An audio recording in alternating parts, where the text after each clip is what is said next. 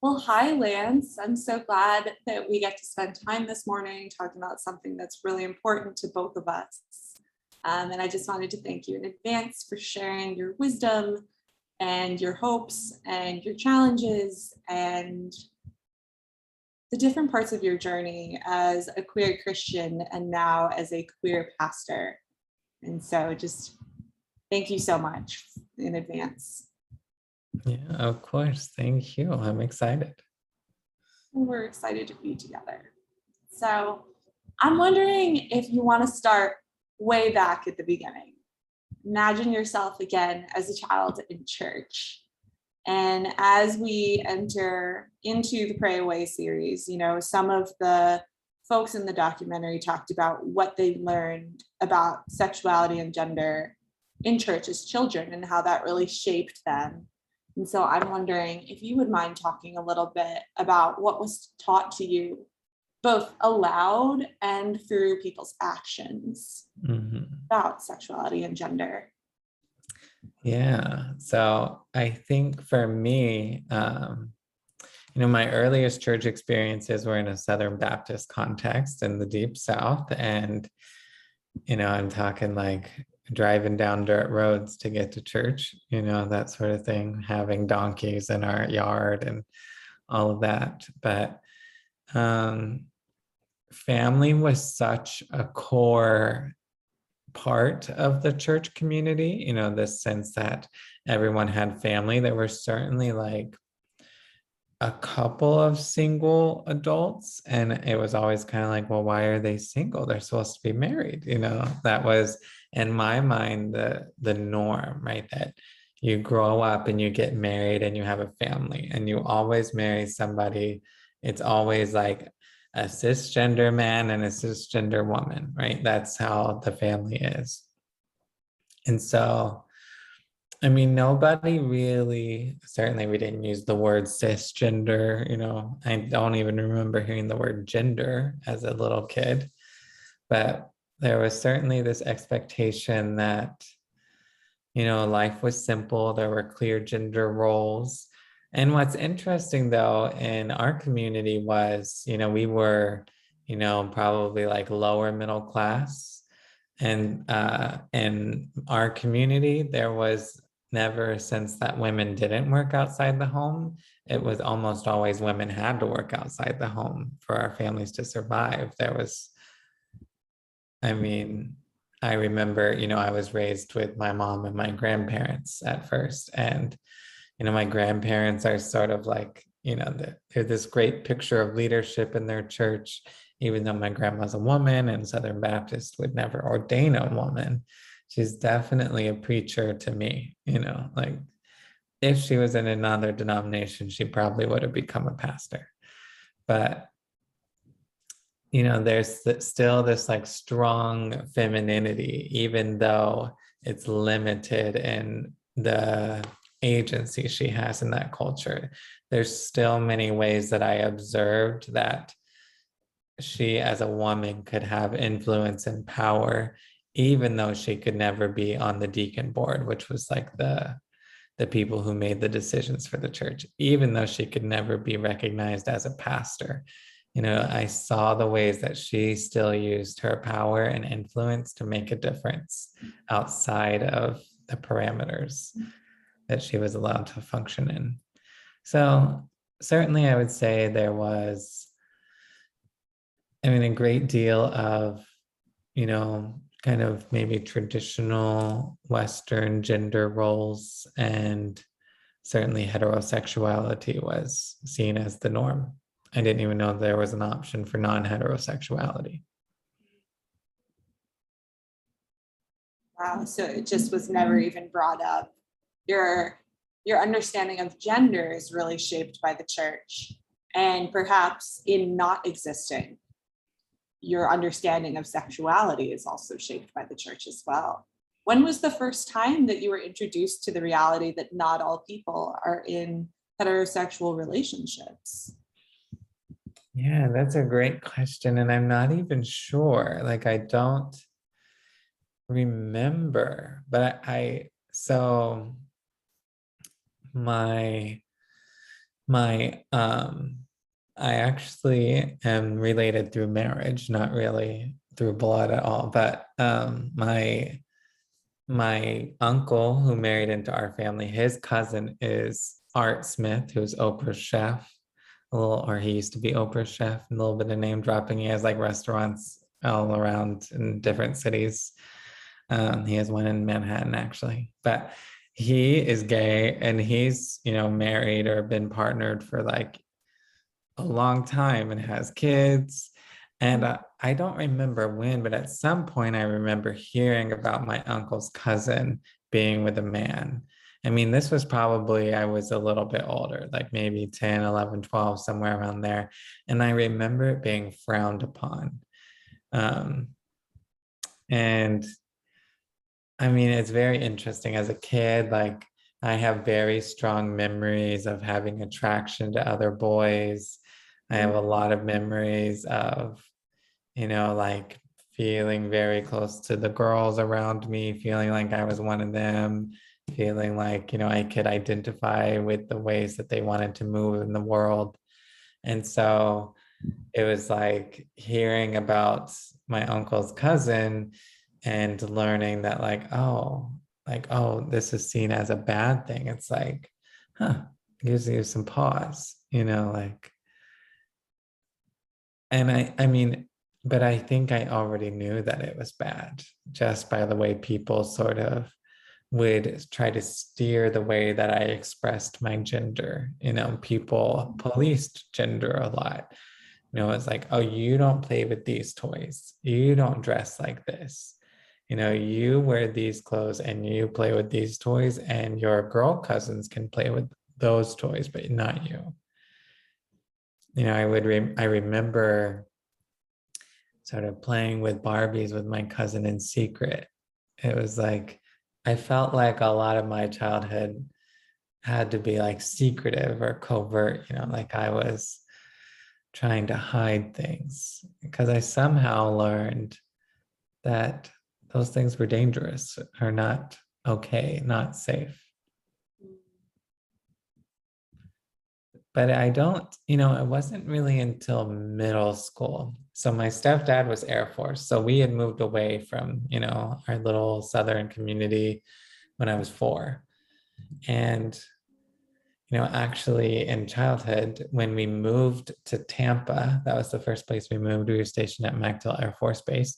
I had a friend there who now identifies as gay and is married to a man, and he and I were like best friends. And I felt like he was like one of the only people who really understood me. And we kind of had this secret together, where we could kind of play pretend, and we would pretend to be like the Spice Girls. But there was still no sense of like there are other people like us in the world. It was like we were these sort of queer little kids in secret. So I think it wasn't really until middle school when there was this girl who called herself Buffy, I think. And, I don't think her name was actually Buffy, but that's what she called herself. And I remember she was like, the rumor was that she was dating a girl and everyone was making fun of her. And it was like such a shameful thing, And at the same time, Buffy the Vampire Slayer was on TV, and I had heard of it but never seen it. And I remember the last season was on. It was 2003. I was in 7th grade, and I finally like saw an episode, and I was like, "Oh, I really like this show." So I decided to commit to it. And of course, Willow is in Buffy, and she is in love with a woman. And I just remember thinking, like, "Oh wow, it's so beautiful!" Like it was like I had to make this distinction in my brain of like, I can love Willow and I can think that her love for this woman is beautiful. And I can still recognize that in my Christian context, it's a sin. It was like those things were, I don't know, it kind of had this like separation in my mind of like realities, right? Like this is the world in which people live. And I can also hold this Christian reality that I sort of visit sometimes, but not really. I mean, I wasn't going to My family was not part of a religious community when we were living. So at the time we were living in the UK. That's where we were stationed. And my only real connection to church was when we visited my grandparents. And so it was like there could exist this separation within my psyche of like this Christian world and this secular world. Yeah. Did that help draw you toward one and away from one? Or did you just really sort of like split your head down the middle and say, both can be real in their different spaces, and I just need to modulate to where I fit in a particular space? Yeah. I mean, it's strange. And I mean, I haven't like fully explored this, but in middle school, I remember having a strong sense that I was a Christian. And, I got baptized when I was 12 when we visited my grandparents' church that summer. Like, there was this strong identification with my grandparents, especially my grandma and her religious experience. I wanted to be like her. She would send me Christian books to read.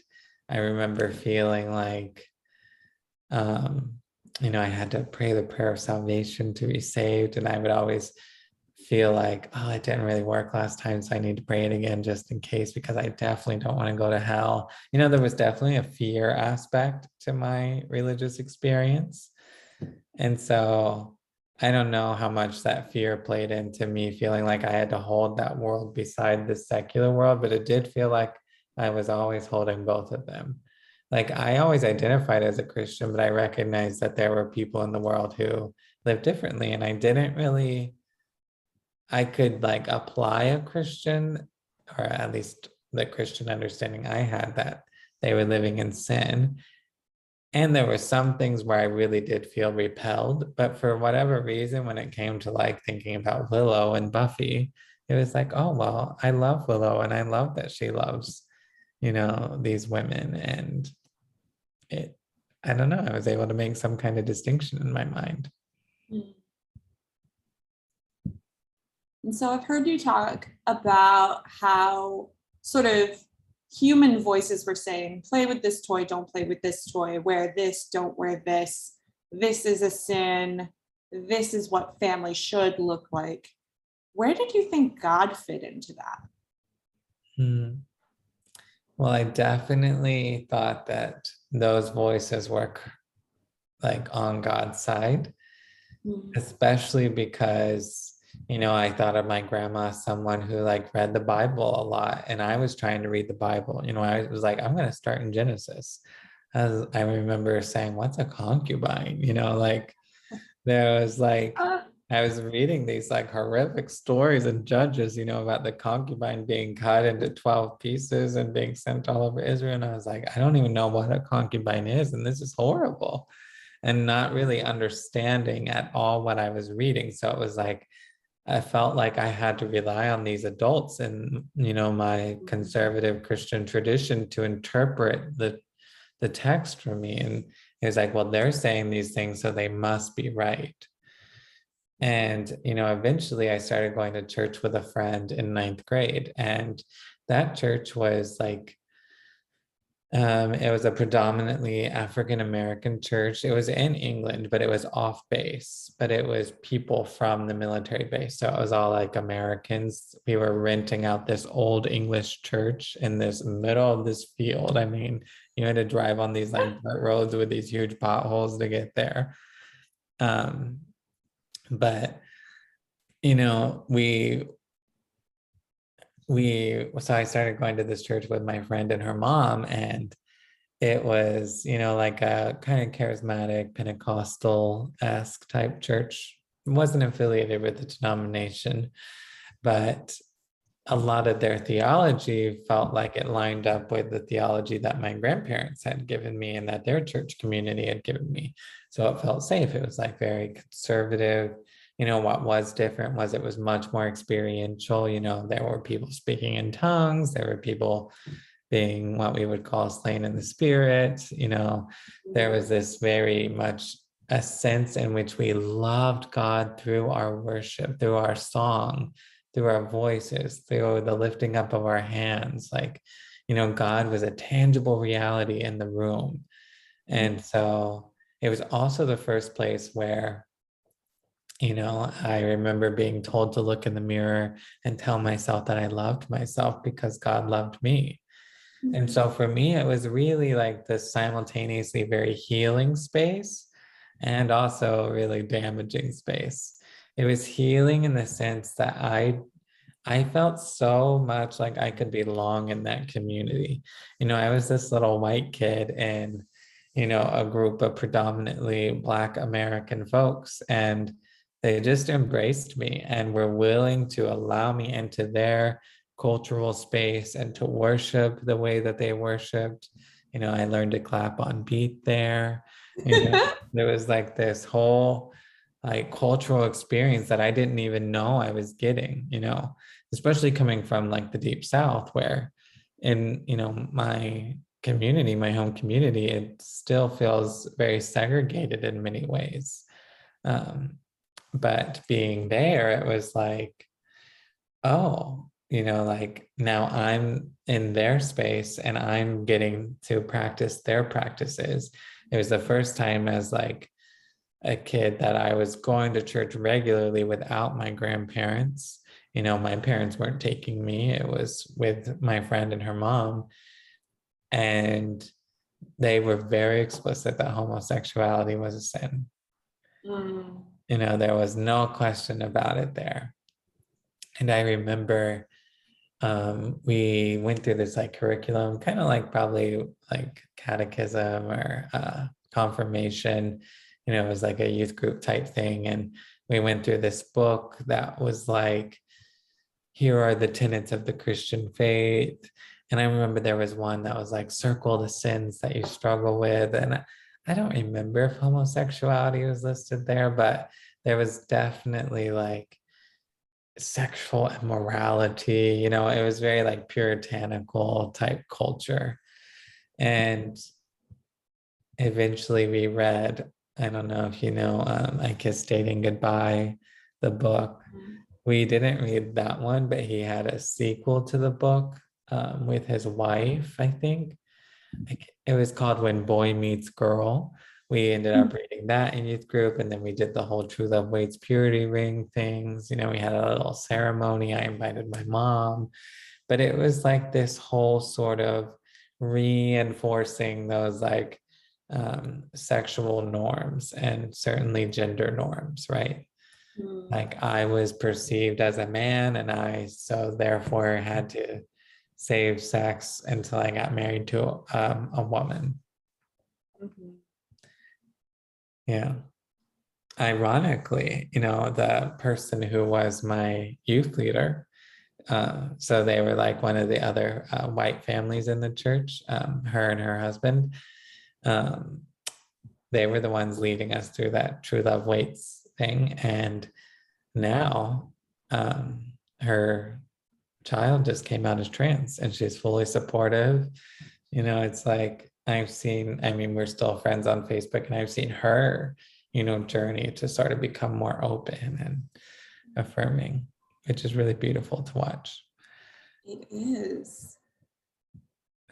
And you knew her sort of at the beginning of her journey where there wasn't perhaps this same sense of liberation or understanding of God as bigger. And so how did all of this impact the way that you viewed yourself as someone who felt like you held secrets or like fit in with certain people more than others and thought, it's sort of me and this person, and those are the only people who might understand? Yeah.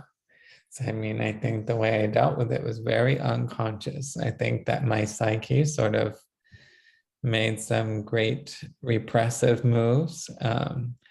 The way that I think of it is I kind of put all of those secrets into a box and put like a lot of chains with locks on them around that box and cast it into the depths of my psyche where I would not find it. And so I just sort of like cut it off from myself, at least from my consciousness. And that's how I dealt with it. I sort of came to a place where I was like, nope, I'm a Christian. I know who I'm supposed to be in the world. I know that I'm a heterosexual man and that's who I am, and you can't tell me any different. And even, I mean, we were told that, gay people aren't gay. They're heterosexuals who are just confused or hurt. The trope was often, oh, gay people were molested in childhood and so they're confused. Mm-hmm. So it was like, well, I wasn't molested. I'm not gay. It was like this really negative thing. I mean, eventually I got involved. I ended up leaving that church because my friend moved away. And she sort of had also introduced me to, on base, we had this youth group that was, basically it was Young Life and Youth for Christ missionaries who were hired. Those two organizations, which are evangelical Christian organizations in the US, they came together to form military community youth ministries. And so they would basically be like missionaries to military kids overseas. And so my youth pastors in that group were, missionaries from Youth for Christ or Young Life. I think all of my youth leaders came from Youth for Christ.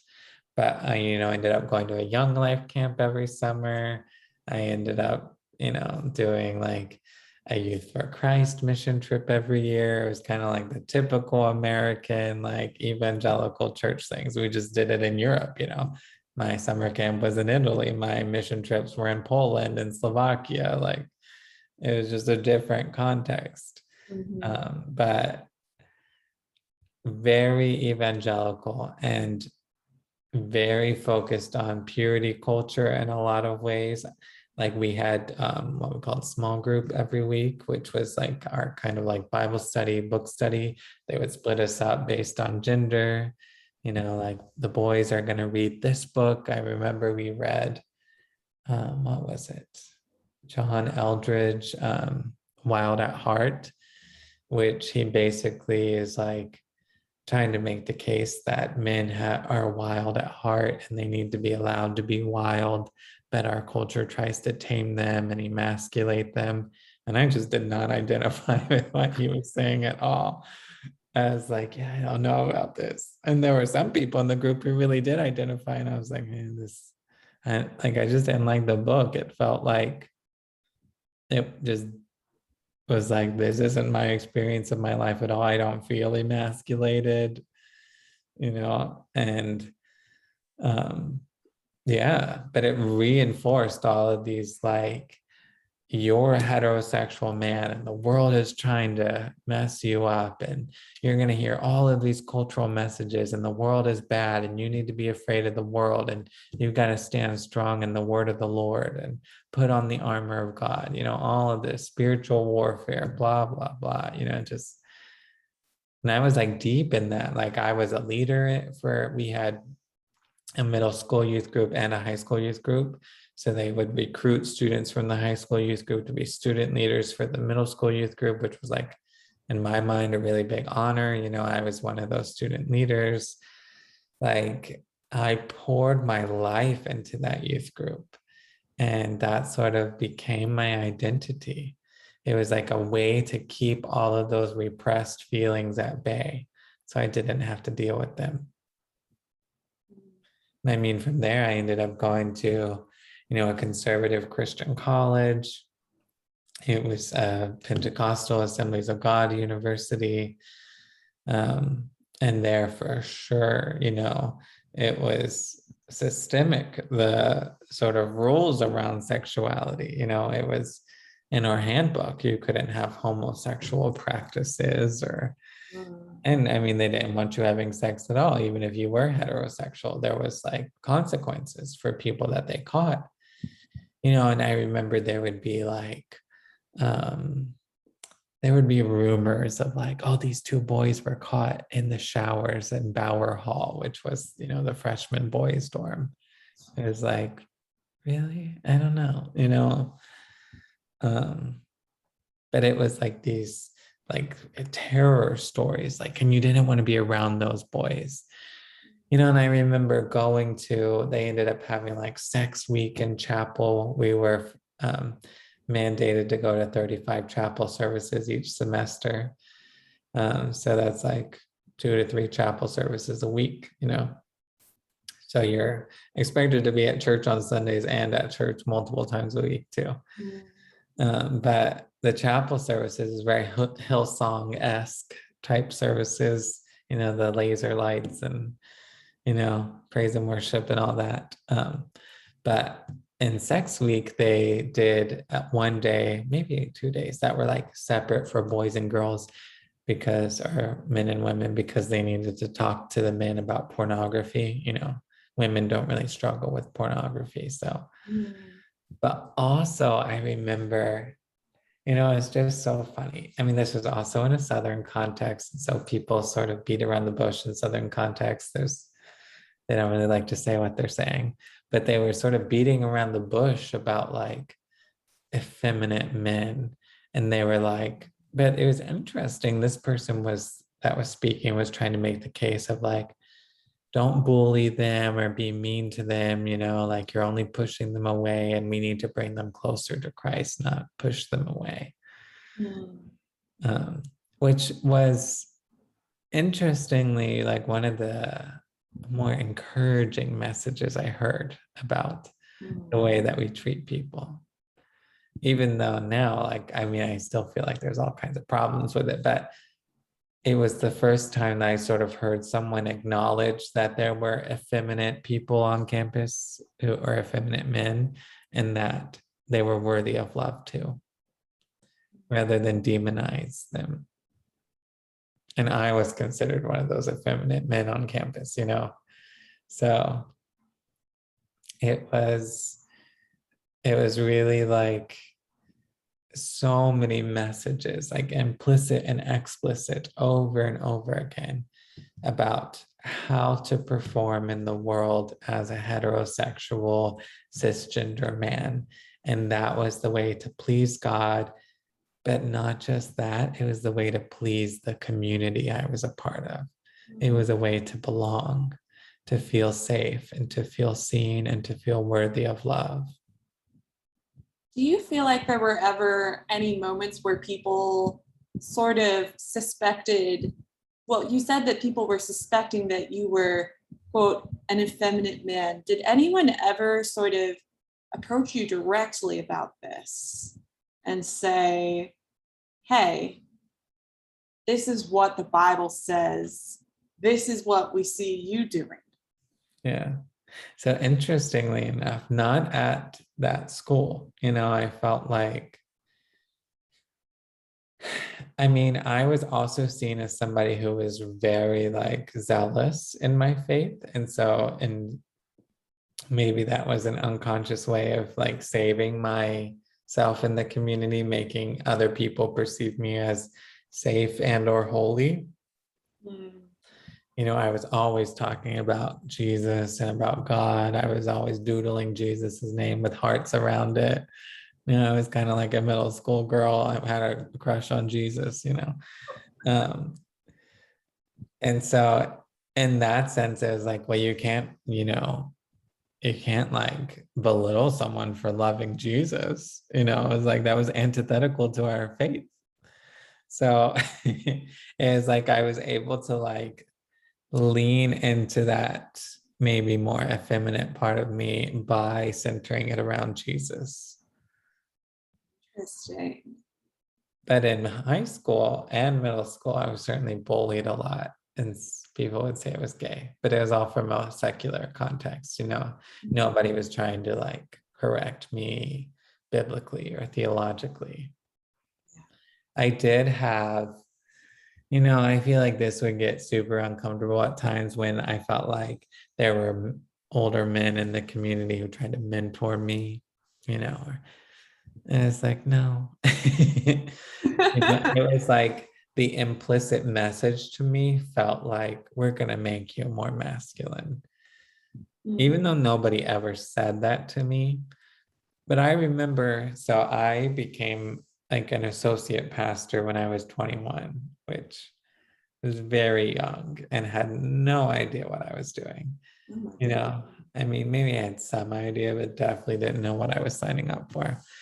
And there was a lot of conflict at this church, and we ended up hiring this other pastor who was an older man, and he was trying to like mentor me and tell me how I needed to be towards the other pastor. And it was just like, it felt like he didn't see me. I mean, in some ways, it felt like he saw me, but he didn't really see my heart or seek to know what was happening. It was like very solution oriented, which in many ways is how I've sort of perceived a lot of masculine advice. Is it solution oriented without context, right? It doesn't take into account like what's happening psychically for a person, what's going on in their minds. It just jumps to like, this is what you need to do.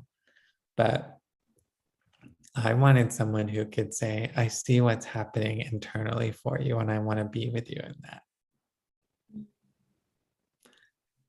It sounds like you never would have been comfortable asking for that, because then not only are you disappointing your community, but you're also disappointing God. Yeah. And I did have one of my supervisors at the church would ask me, like, they said, I'm concerned, you're like young and you're not dating anyone. They're like, what's going on? Are you? And I was like, well, I just don't feel like it's the time. I was definitely, so I also had these small group leaders my freshman year, couple.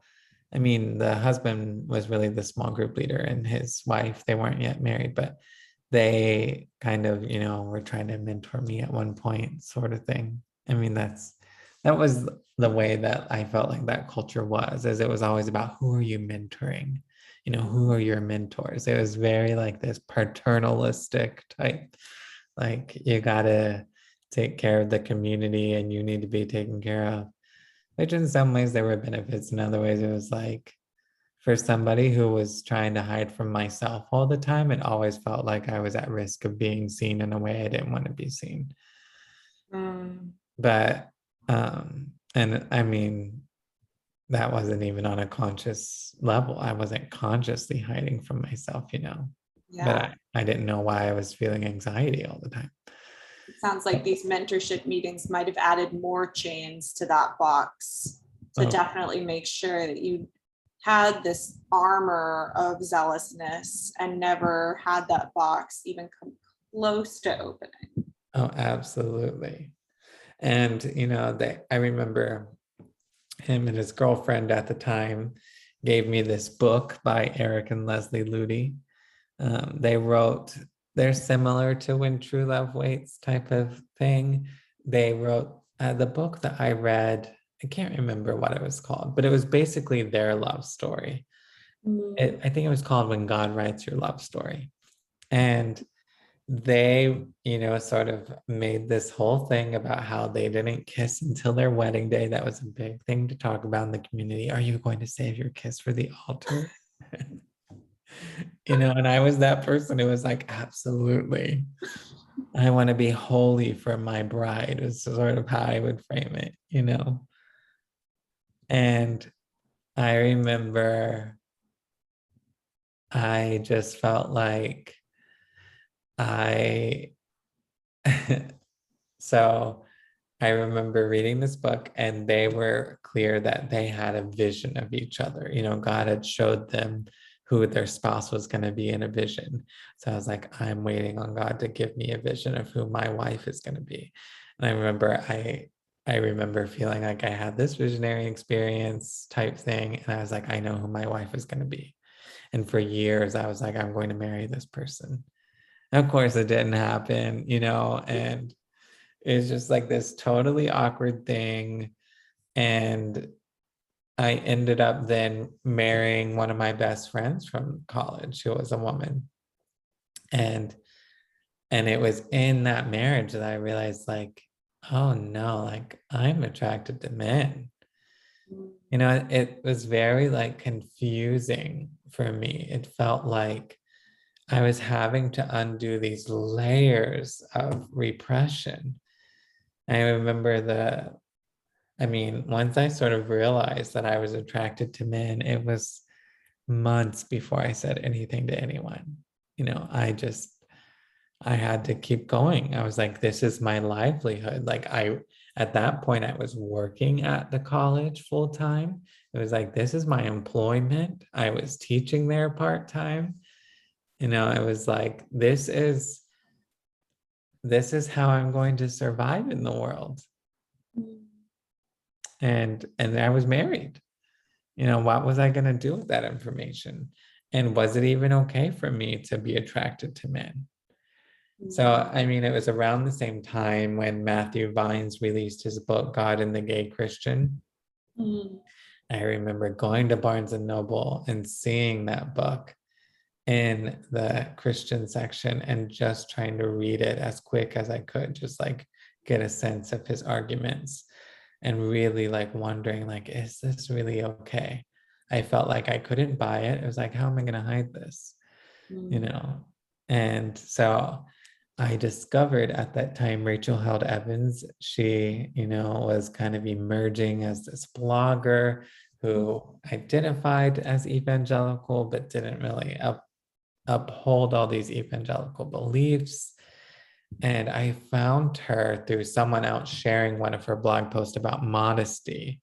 And I said, oh, this is an interesting post. So I started reading through her posts, and she had this blog post called The Wife of a Queer Man. And it was written as like a guest post, like she didn't write it, but the people who wrote it remained anonymous.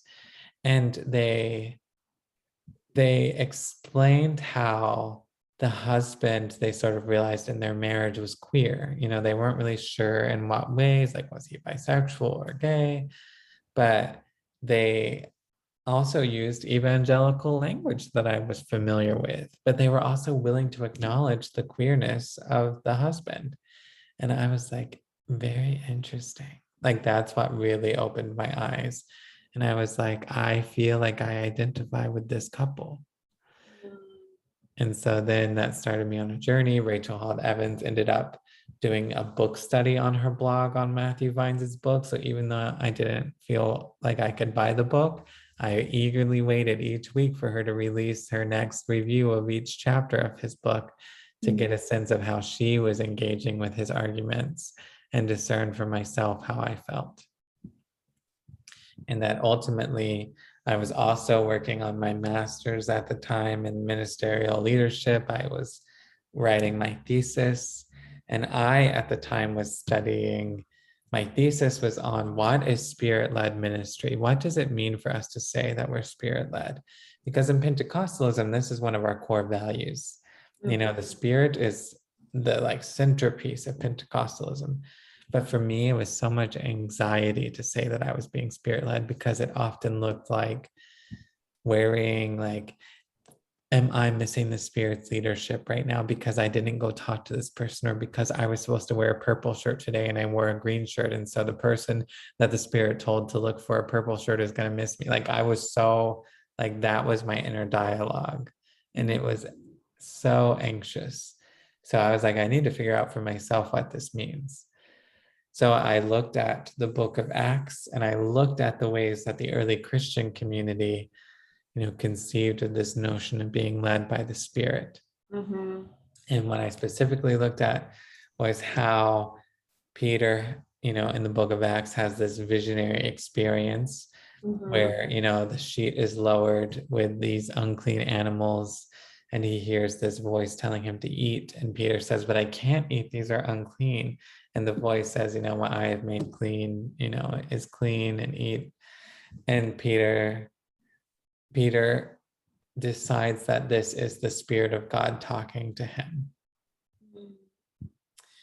And I just thought, how interesting that this early community is wrestling with how they understand religious experience and how open they can be. How much can they change their understanding of God and what God requires of them? And what is it that how do they know that they can change? How do they know that it's safe to change? But what I saw in those texts was people who were willing to re-examine things that they believed about God in such a way that it made them more open and able to engage with the world in new ways. So all of a sudden, this was your new way. This was your lowering of the sheet, Yes. where Yeah. you had been told this sexuality and these non-cisgender understandings of gender identities, these are unclean. And you were wondering if God was saying, what I have made clean, do not call unclean.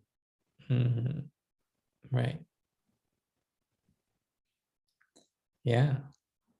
Which was huge for me. I mean, there were all these little things that sort of, tied into all of that. But eventually it led me to a place of like, I'm not unclean. I am lovely. I am beloved. And so, I ended up embracing this reality like, okay, I realized that I'm attracted to men. And I ended up going to seminary. I ended up moving because I said I can't stay at this job and be openly queer, you know. But I came out to a lot of people before I left, and I had people that journeyed with me and talked me through a lot of things.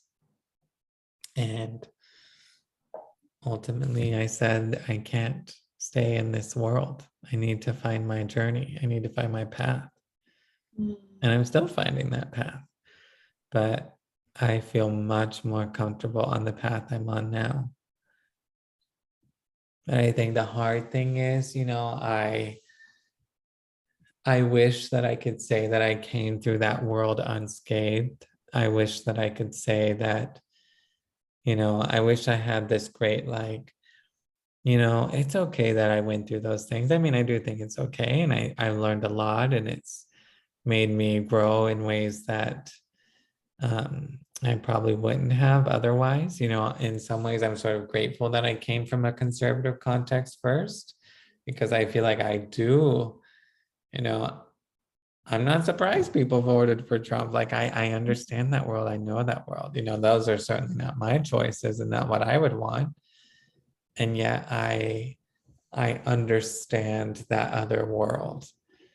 And it's like I feel like I have this other language. But I did come out with some scars. There are wounds that are still being repaired, and it's taken more time than perhaps I've wanted. And I think the reality is, all of us go through life and we scrape our knee, that's part of life. But I think, something that I'm, studied a little bit and am interested in is religious trauma and how this impacts all of these things. But, I think this is part of why the Glenwood table matters to me, is because these stories are sacred, and these stories often do carry a lot of pain connected to religious institutions, which then become our understandings of God and how we understand God is working in our lives, right? And I think on a very unconscious level, we can still think of God as punitive and be afraid of God, even when we have left those institutions, right? That imprint is still there and still needs to be worked through. Absolutely. Absolutely. I mean, it's like what you were talking about. Those fears of disappointing people don't just disappear overnight.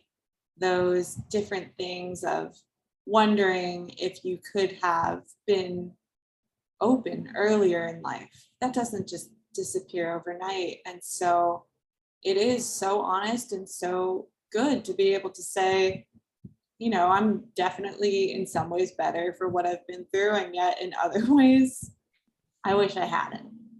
I wish I hadn't, because I feel like there's this message in our culture, like you can only know how strong you are by the different places you've been broken. And it's like, but what if I could be strong and courageous and resilient without having been broken?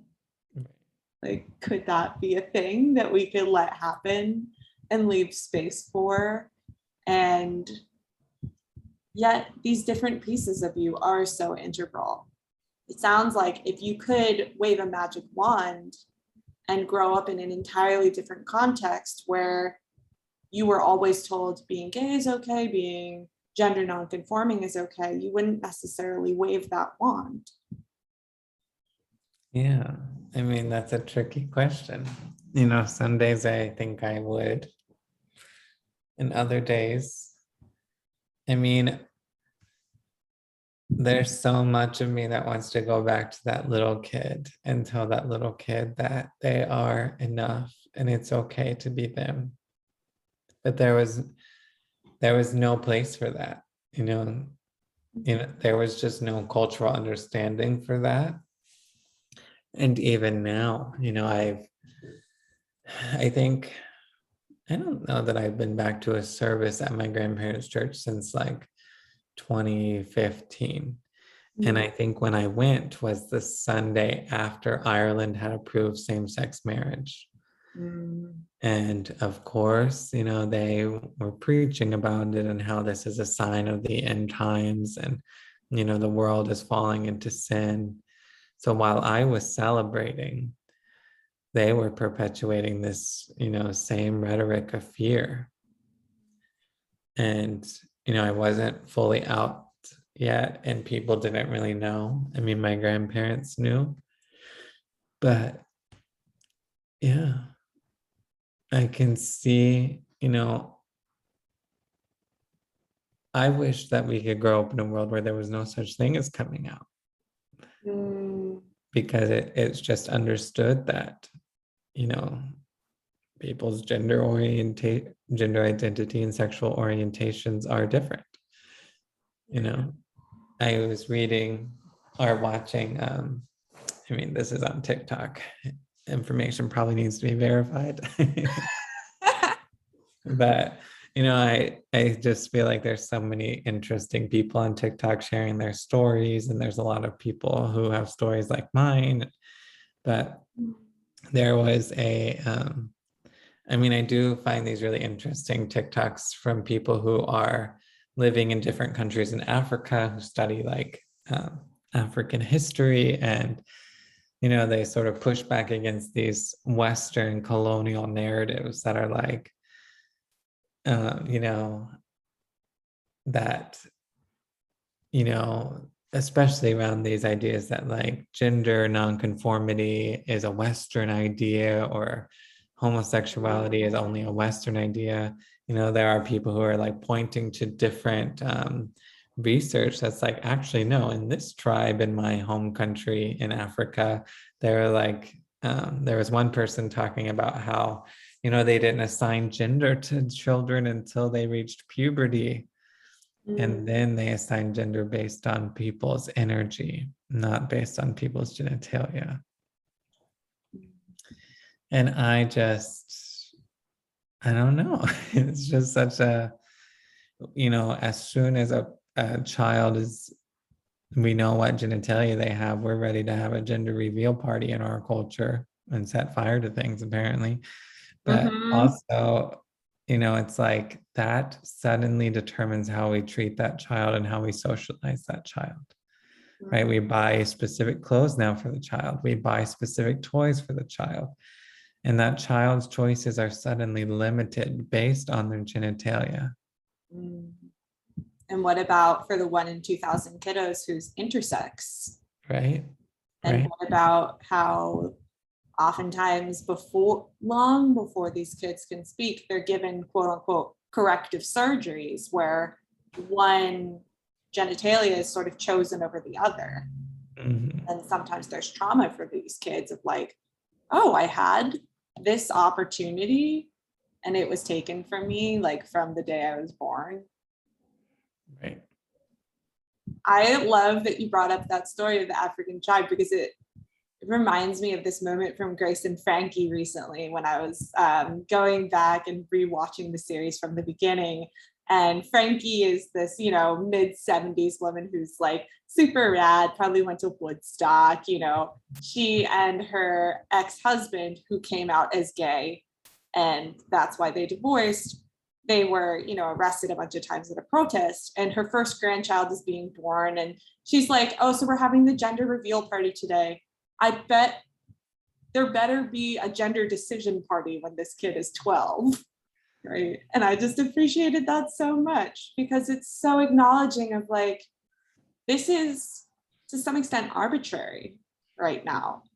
And so it was a very similar feeling to like having someone's energy describe what their gender is and allowing someone to find out what that is for themselves. And so based on this idea of like, you know, some tribes and indigenous cultures having like two-spirit individuals or these understandings of like, you know, the Ethiopian eunuch in the Bible who was held in very high esteem despite being, you know, ambiguous in his genitalia. We have these stories, and yet they were sort of quashed by white missionaries who went to these different places and gave these understandings of what it is to be a Christian in the same ways where maybe you were implicitly taught growing up. They were very explicit about it of like, no, we are going to correct this. And that's some of the same vibe that makes it that 700,000 adults in the United States have undergone some form of conversion therapy or reparative therapy. Right. And so it's so fascinating to me that someone could feel so much of this pain, and there could perhaps be in your heart this fear of being discovered. Mm-hmm.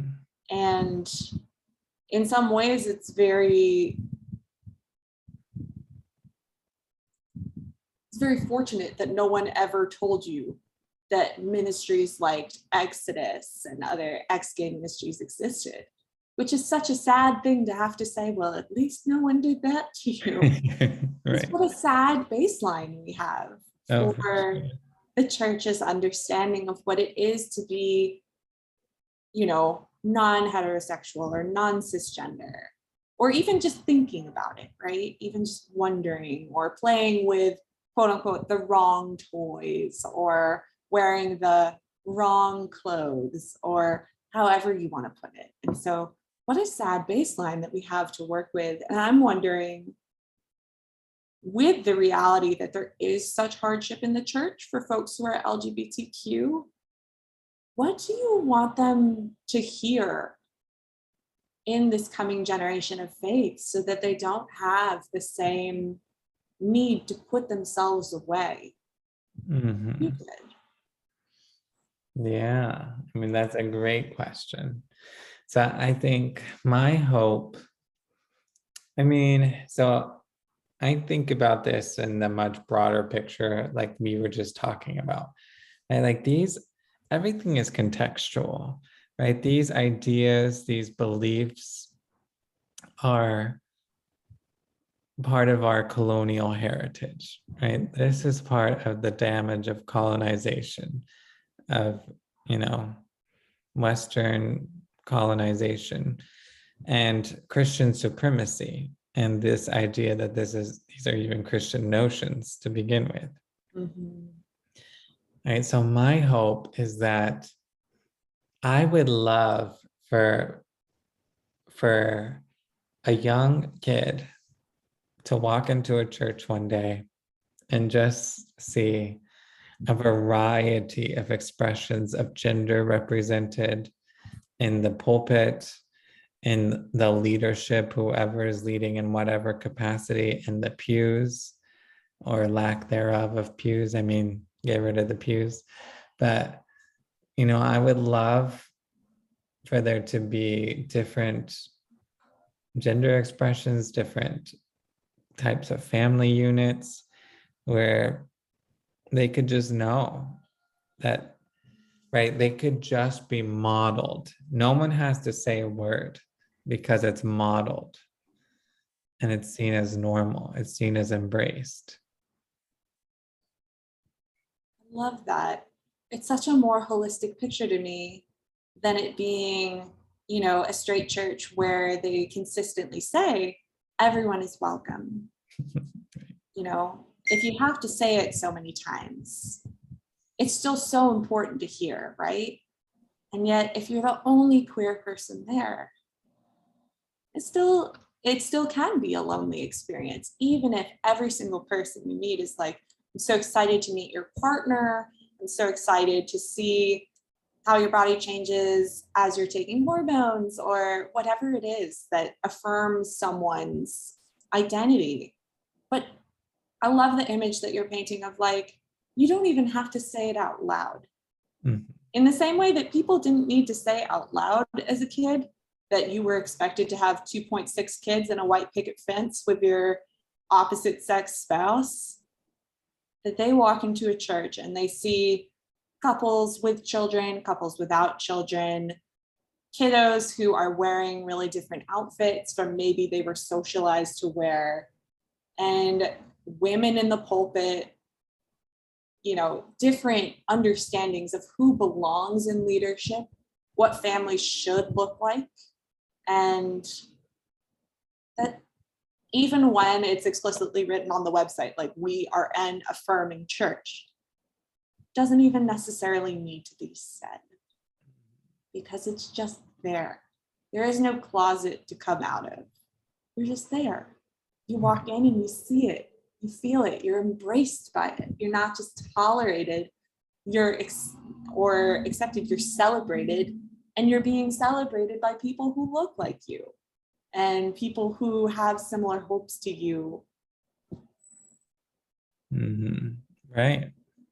And for LGBTQ Christians right now who are in a church that does not even sort of look like that, what do you want to say to them?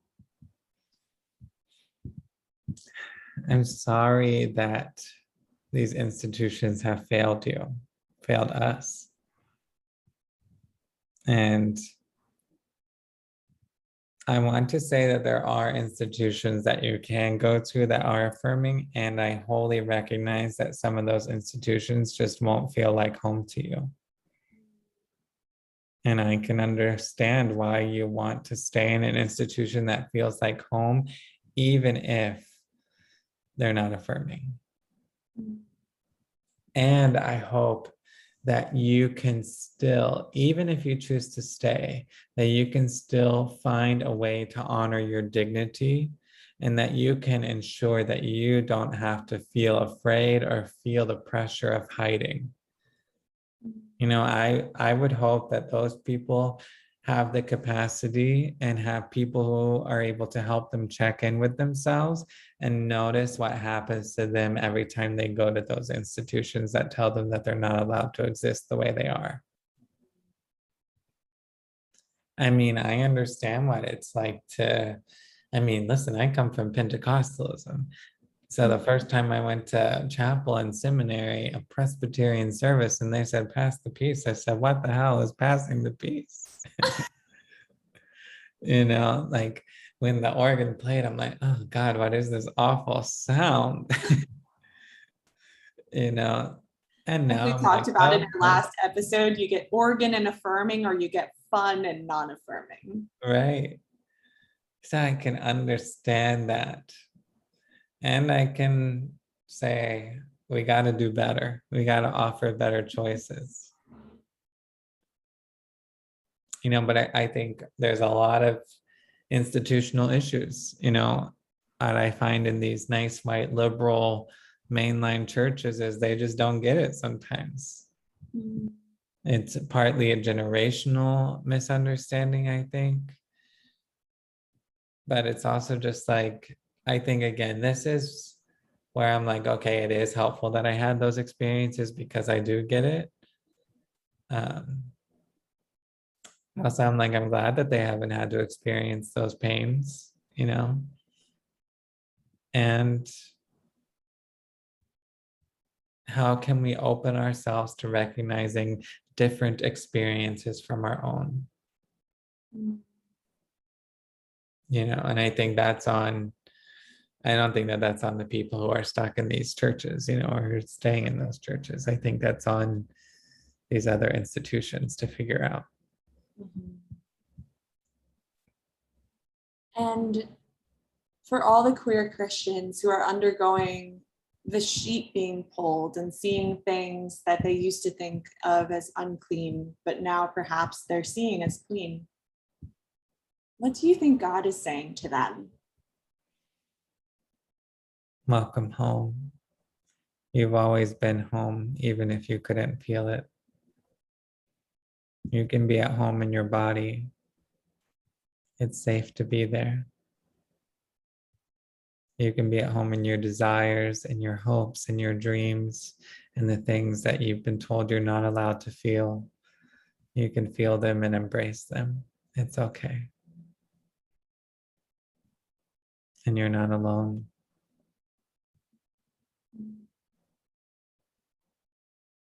Thank you so much for that beautiful image of what our God of love and liberation is trying to whisper over people. May everyone have an open heart to hear it. And thank you so much, Emmie.